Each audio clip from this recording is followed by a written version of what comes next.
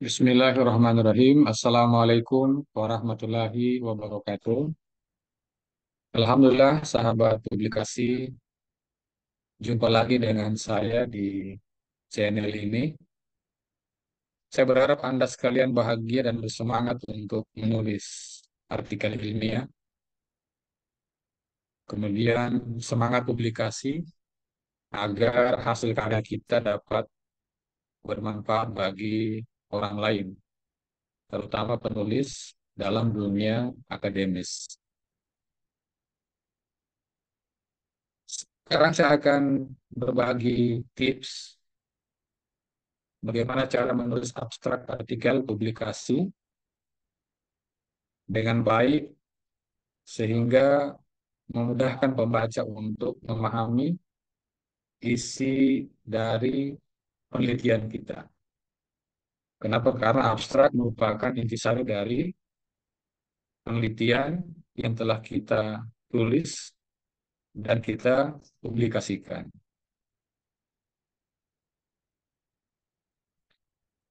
Nah, dalam kita menulis abstrak, kita mesti mengikuti template atau ketentuan yang telah ditetapkan oleh masing-masing jurnal. Kenapa? Karena setiap jurnal punya gaya yang berbeda dalam menentukan cara menulis abstrak. Nah, umumnya kita temukan bahwa jumlah kata abstrak itu ada yang 200, ada yang 250, dan ada yang 300 kata. Kita tinggal menyesuaikan sesuai dengan keinginan dari jurnal itu. Berikutnya ukuran huruf. Biasanya menggunakan ukuran huruf 10. Kemudian isinya biasanya dalam 4 poin penting. Yang pertama pendahuluan dan tujuan penelitian, kemudian metode, berikutnya hasil, dan terakhir kesimpulan. Nah, kadang-kadang juga ada yang ditambahkan dengan saran. Jadi sekali lagi tergantung dari ketentuan jurnal itu. Dan jangan lupa di bagian berikutnya kita menuliskan kata kunci. Yang mana kata kunci ini bagian penting dari abstrak sebagai panduan bagi pencari artikel yang hendak mereka baca dan yang ingin mereka citasi dalam tulisan mereka. Nah, kita lihat bagian pertama dari abstrak, yaitu pendahuluan atau introduction. Nah, tugas kita menulis masalah utama dalam penelitian secara ringkas. Nah, biasanya 1 sampai 2 kalimat ringkas.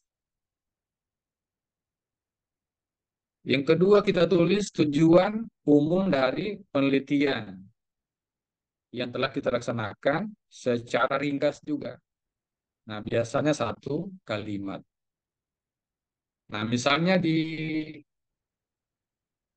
bagian ini, kita lihat pendahuluannya bahwa anemia merupakan masalah kesehatan masyarakat global yang signifikan, yang mempengaruhi remaja perempuan. Itu 1 kalimat. Kemudian merokok, penyakit malaria, dan penghasilan keluarga yang rendah berhubungan dengan anemia remaja perempuan. Jadi itu yang introduction, 1 sampai 2 kalimat. Ditambah dengan tujuan dari artikel ini, naskah ini, yaitu untuk mengungkap determinan anemia pada remaja perempuan.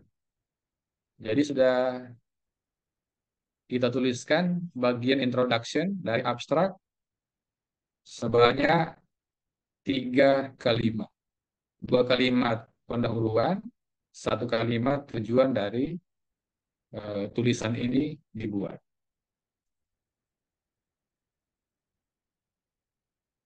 Berikutnya kita berpindah kepada metode di abstrak. Nah, supaya kita mudah untuk menghafal cara kita menulis metode, bisa kita buat singkatan huruf, yaitu D, S, V, I, dan A. D desain penelitian, S sampel, V variabel, I instrumen, atau intervensi juga bisa. A analisis. Jadi setiap kita menulis metode di abstrak, kita tidak boleh meninggalkan 5 poin ini. Ada desain, ada sampel, ada variabel, ada instrumen, dan ada analisis data. Nah, biasanya juga kita akan tuliskan maksimal 5 kalimat yang ringkas. Bisa lebih dari itu, tergantung tadi ketentuan umumnya. Bahwa abstrak ini secara keseluruhan, misalnya tidak boleh melebihi 200 kata, 300 kata. Tinggal nanti kita sesuaikan. Tapi minimal-minimalnya kita tuliskan di metode abstrak sampai dengan 5 kalimat. Nah, misalnya ini tulisan metode di abstrak. Yang pertama kita tuliskan desain penelitian adalah cross seksional dengan penjelasan tempatnya, kemudian tahunnya atau tahun pelaksanaan kegiatan ini, penelitian ini. Kemudian berikutnya adalah sampel. Sampelnya kita jelaskan secara ringkas. Berikutnya adalah variabelnya. Kita jelaskan secara ringkas variabel. Berikutnya instrumen pengumpulan data. Kalau intervensi, jelaskan intervensi yang digunakan. Dan terakhir adalah analisis data yang kita gunakan dalam penelitian kita. Jadi ada desainnya, ada sampelnya, ada variabel, ada instrumen, dan ada analisis. Ini 5 poin dalam menulis metode di abstrak secara ringkas. Nanti kalau di bagian isi artikel, metode kita akan tulis secara rinci, secara detail. Tapi kalau di abstrak, kita tulis secara ringkas. Yang penting, 5 komponen DSVIA ini terdapat dalam metode di abstrak. Berikutnya kita akan menulis hasil di abstrak. Paling tidak ada 2 poin penting dalam menulis hasil di abstrak. Yang pertama, temuan utama. Nah, silakan Anda menjelaskan hasil utama dari penelitian. Kemudian menyoroti temuan-temuan yang paling signifikan. Kalau temuan kita yang signifikan 2, maka kita tuliskan 2. Kalau 3, tuliskan 3. Yang mana temuan kita ini penting untuk mendukung ataupun menolak hipotesis yang telah kita ajukan. Ketentuan kedua adalah kita tuliskan data statistiknya.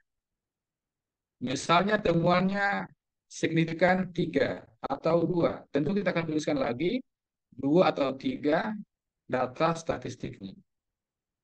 Bisa prevalensi, bisa persentase, atau nilai P-nya, kemudian interval kepercayaan, atau ada ukuran efek, misalnya odds ratio dan sebagainya.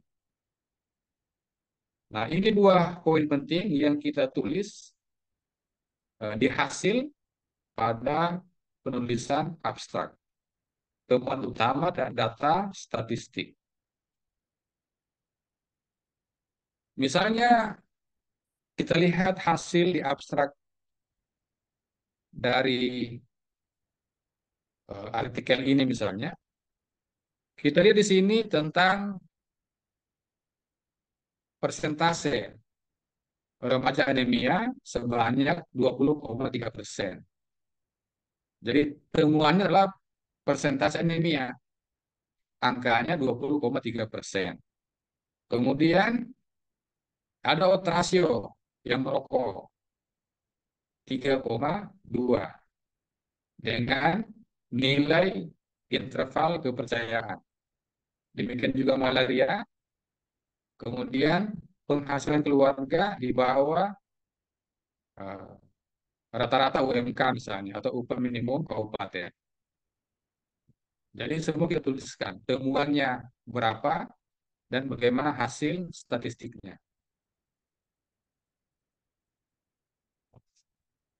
Berikutnya yang paling terakhir adalah kesimpulan.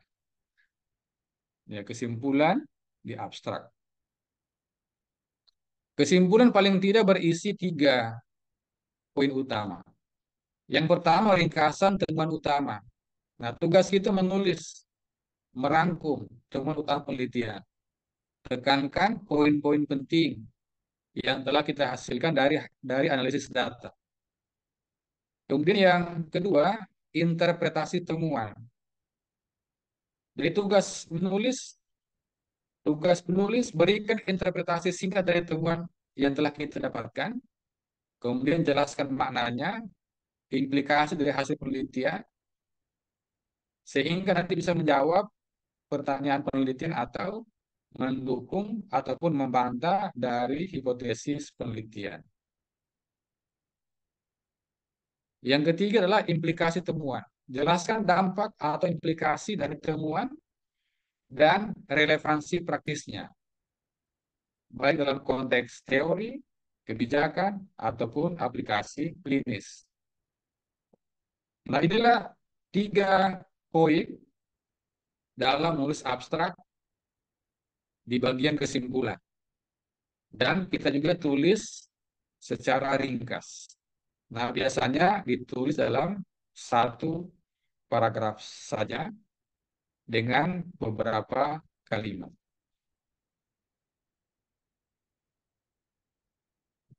Nah, misalnya contoh kesimpulan dari abstrak,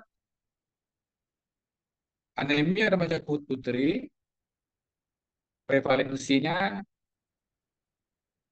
dalam kategori masalah kesehatan masyarakat tingkat sedang. Kemudian merokok, penyakit malaria, income keluarga yang rendah merupakan determinan anemia. Nah, untuk alasan ini, mencegah dan menanggulangi anemia diperlukan secara multisektor. Nah, ini kira-kira secara ringkas kesimpulan dari abstrak yang telah kita tulis.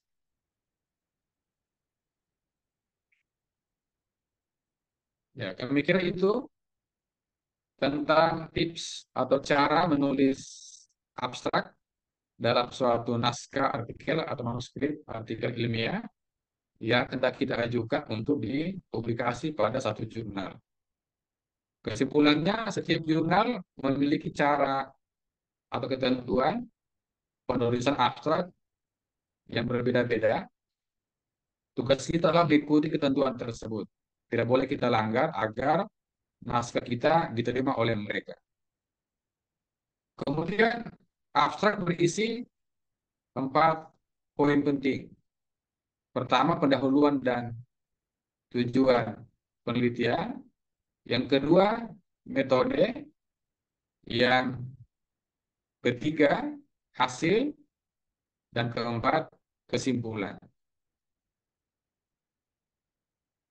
Pendahuluan cukup 1 sampai 2 kalimat, tujuan 1 kalimat, metode mengikuti rumus DSVIA, tulis desain, sampel, variabel, instrumen atau intervensi, dan terakhir analisis.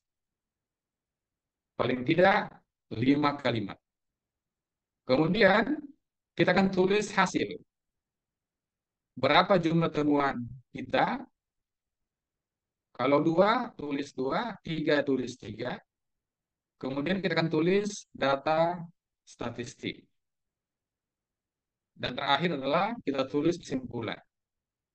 Kesimpulan kita akan tulis temuan utama kita dalam penelitian. Kemudian bagaimana implikasinya atau dampaknya terhadap ilmu pengetahuan ataupun kebijakan. Dan paling akhir, jangan lupa menulis kata kunci atau keywords dalam abstrak.